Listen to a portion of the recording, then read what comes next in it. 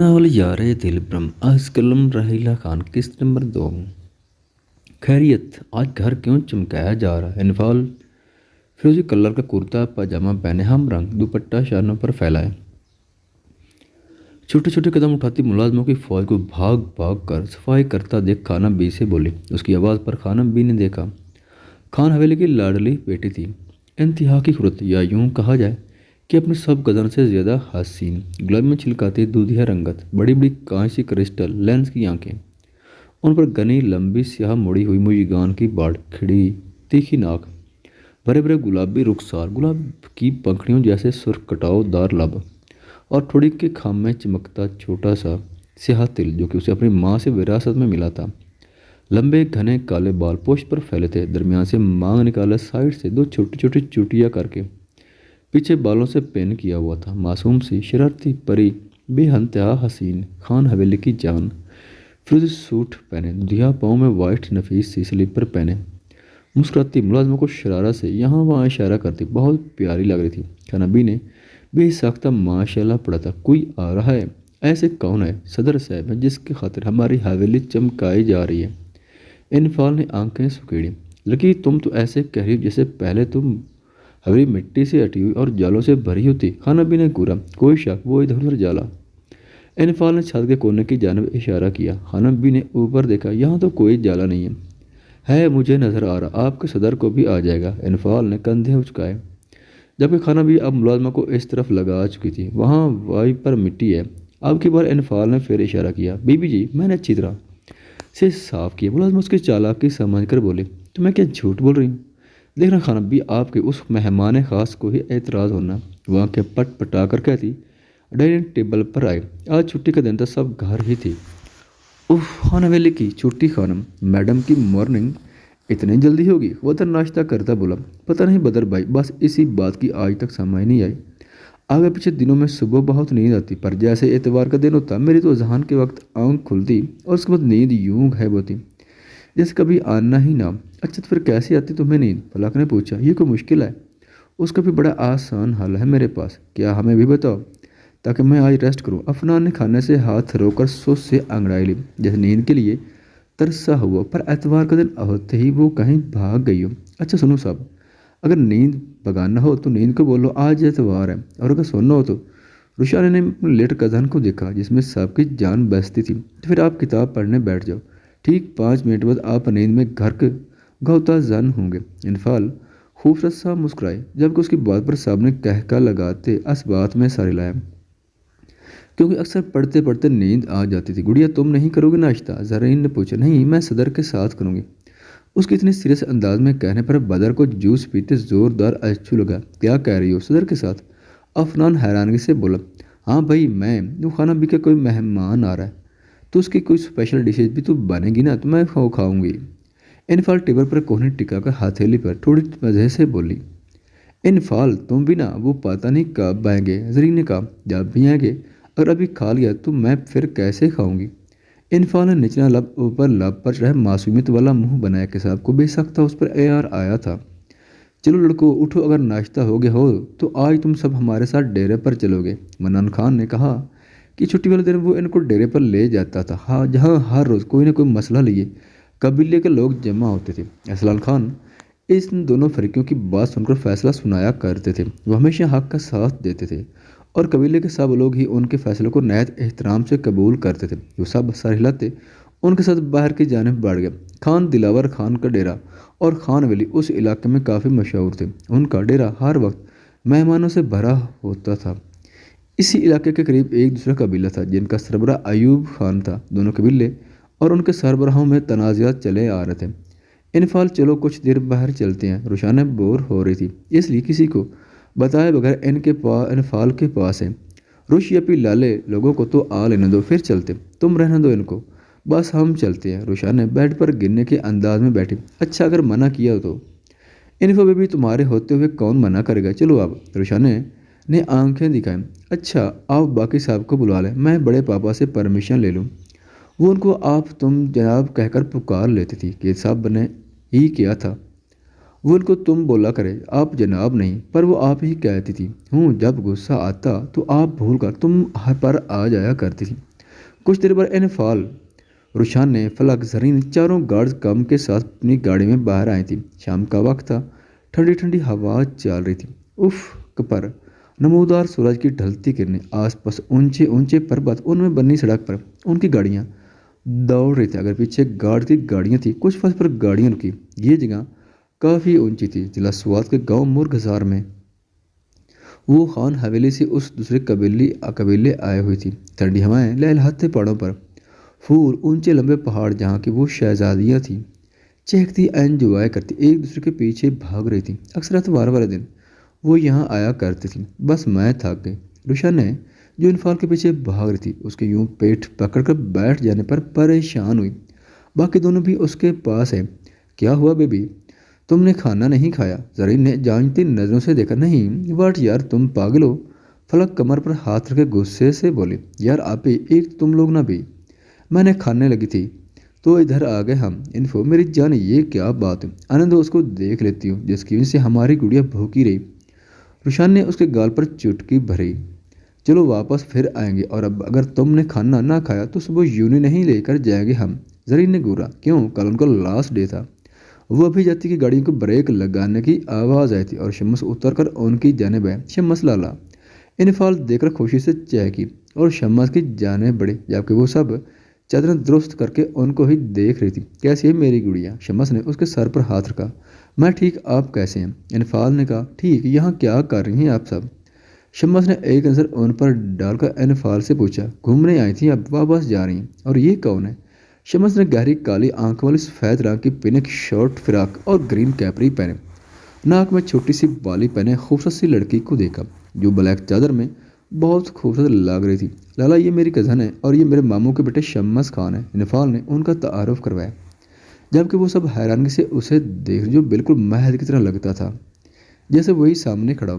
White suit پہنے، شال گرد لپیٹے، بال ماتھے پر بکھیرے تھے، لمبا چوڑا شمس خان بہت خوبصورت تھا، یا یوں کہا جائے کہ مہد اور وہ دونوں ایک دوسرے کی ٹکر کے تھے تو غلط نہ ہوگا۔ ایک سے بڑھ کر ایک تھا، جبکہ باقی سب بھی بہت خوبصورت تھے، پر ان دونوں کی بات ہی الگ تھی۔ وہ آج پہلی بار ان کو دیکھ رہا تھا اور یہی حال ان تینوں کا بھی تھا۔ کس کے ساتھ آیا ہے آپ سب؟ وہ ہم گارڈز کے ساتھ، جبکہ شمس کے ماتھے پر بال پڑے تھے۔ نیکسٹ ٹائم میں آپ میں سے کسی کو بھی یوں گارڈ کے ساتھ اکیلے نہ دیکھوں، ہماری دشمنی ہے اور آپ لوگ بغیر کسی گھر کے فرد کو لیے گھوم رہی۔ شمس خان غصے سے بولا، جبکہ اس کی یوں غصے کرنے پر روشان نے آنکھیں پھاڑے اسے دیکھا جو اسے ہی دیکھ رہا تھا۔ یکدم سے وہ ہاتھ بڑھا کر نظروں کا زاویہ بدل گئی۔ شمس کے خوبصورت ہونٹوں پر ہلکی سی مسکراہٹ چھپ دکھلا کر غائب ہوئی تھی۔ زرین اور فلک تو ہونک بنی اتنے سالوں بعد اپنے اس کزن کو دیکھ رہی تھی۔ اگر آپ دونوں نے مجھے اچھی طرح سے دیکھ لیا اور پہچان لیا تو اب چلیں۔ شمس نے قاب سے اسے دیکھتی دو خوبصورت سی لڑکیوں کو ٹوکا جن کے بچپن سے یہی عادت رہی تھی، جب بھی وہ جلد ہی ان کو پہچان گیا تھا۔ اور انفال میں تو شمس کی جان بستی تھی، اس کی مسکراہٹ، شرارتیں سب کو بھاتی تھیں۔ جب بھی وہ خفیف سا سر جھکائے اس کے ساتھ آگے بڑھی، شمس ان سب کو اپنی گاڑی میں خان حویلی چھوڑنے آیا تھا۔ اس دوران اس کی نظریں بیک ویو مرر سے روشن پر ہی جمی رہی۔ بہت جلد خان حویلی سے اپنی امانت لینے آنے والا تھا۔ کچھ دیر بعد وہ باہر سے ان کو ڈراپ کر کے اپنے آدمیوں کے ساتھ وہاں سے فل رفتار سے نکلا تھا۔ یہ کون سے مہمان جان کا عذاب ہے؟ خان ابی جو آنے کو نہیں رہی۔ تمہیں کیا ہے لڑکی، اس کا اپنا گھر جب مرضی آئے۔ خان ابی نے جھٹکا، جبکہ اس کی مورے بڑی ماما چھوٹی ماما کچن میں کھڑی کھانا بناتی مسکرا رہی تھی۔ حد ہے، صبح سے آپ خواتین لگی ہوئی ہیں پر وہ اب تک نہیں ہے۔ اچھا ذرا وہ ڈش تو چیک کروائیں چھوٹی ماما۔ انفال فروٹ ٹرائفل کی جانب اشارہ کرتی بولی، جبکہ چھوٹی ماما نثار ہوتی پوری ڈش ہی اس کے ہاتھوں میں تھما چکی تھی، کیونکہ انفال کی فیوریٹ تھی۔ شکریہ چھوٹی ماما، اسی گال پر کیس کرتے لاؤنج میں آئی۔ بدر بلا لے۔ انفال ان کے ساتھ بیٹھی تھی۔ اے لالا نہ بولا کرو۔ بدر کو جیسے کرنٹ لگا تھا۔ اچھا لالا یہ بھی نہیں؟ اس نے گورا، کیوں؟ آپ کے اس نے چیخ کر کہا، کیونکہ ایسا لگتا ہے جیسے گانے کے شروع میں جو لالا لالا کہتے ہیں وہی کہہ رہی ہو۔ حد ہے، یہ کوئی بات ہے لالے؟ انفال اس کی بے تکی بات پر مسکرائے۔ بس بھائی بولا کرو، تینوں لڑکوں نے کہا۔ اوکے۔ اور زرین آپ بھی کیا بولیں؟ انفال سرگوشی میں بول کر ٹرائفل کا چمچ بھر کر منہ میں رکھتی مسکراہٹ رو گئی۔ خوف لڑکی، کیوں؟ مجھے 2 سالوں سے पटवाना चाह रही हो? बदर ने घूरा। वो तीनों कुछ देर पहले ही आए थे और अब सब लॉन में बैठे बातें कर रहे थे। तभी मुलाजिम ने बताया कि अरसलान खान इनफाल बीबी को बुला रहे हैं क्योंकि उसके नाना अयूब खान अपनी नवासी से मिलने आए।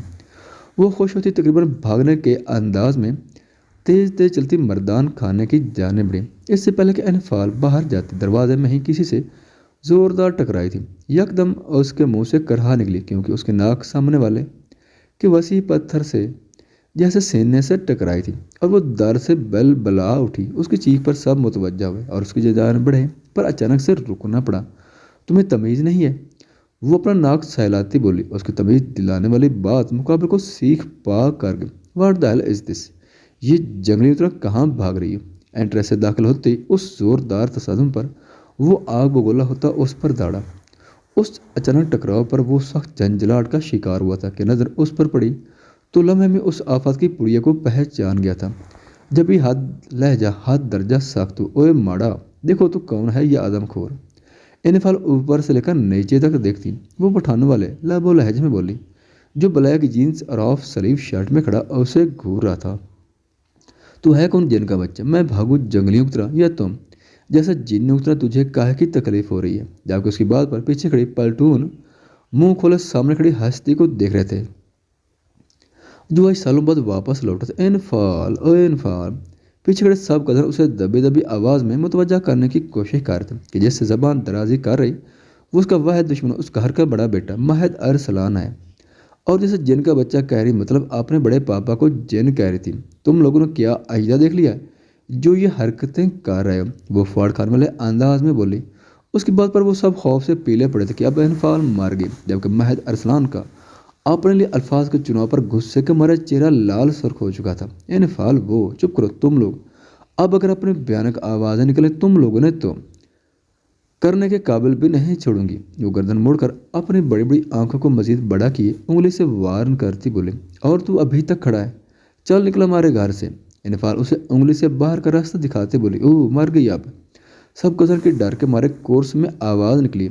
एहनत के मारे महद अरसलान का चेहरा खतरनाक हाथ तक सुर्ख हुआ था और कानों से धुआं निकलता महसूस हुआ। Mind your language, how dare you silly girl. महद गिरजा कि उसकी बात खान हवेली के दरो दीवार से टकरा कर गूंज उठी।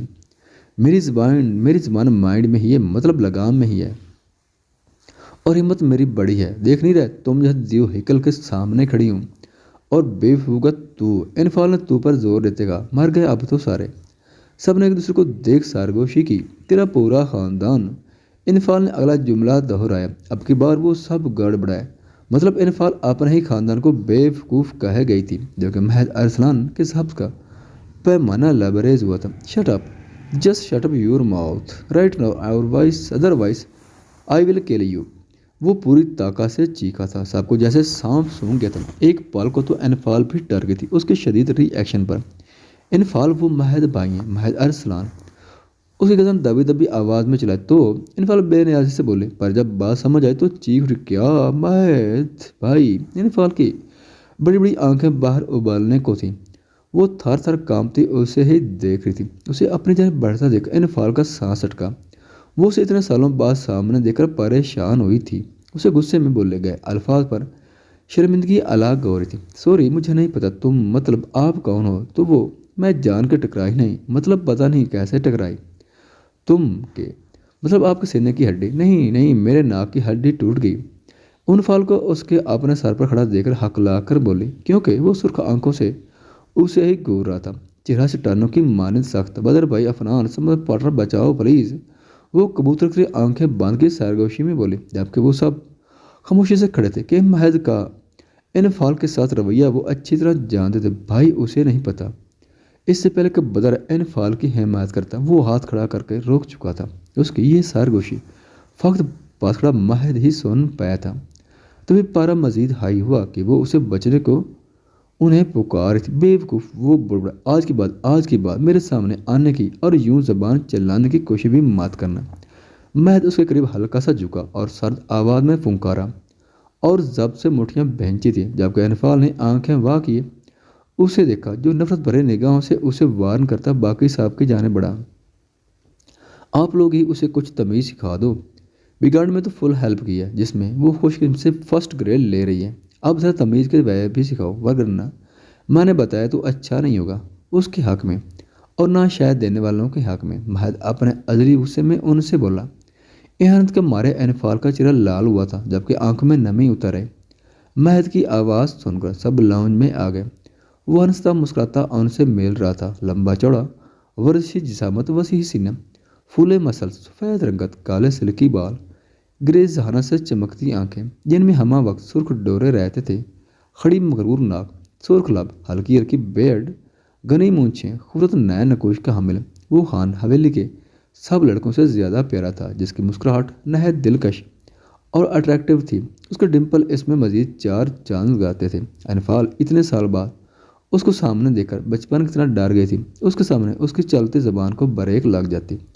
وہ غصے سے کھولتی، وہاں سے تیزی سے وہاں سے مردان کھانے آئی۔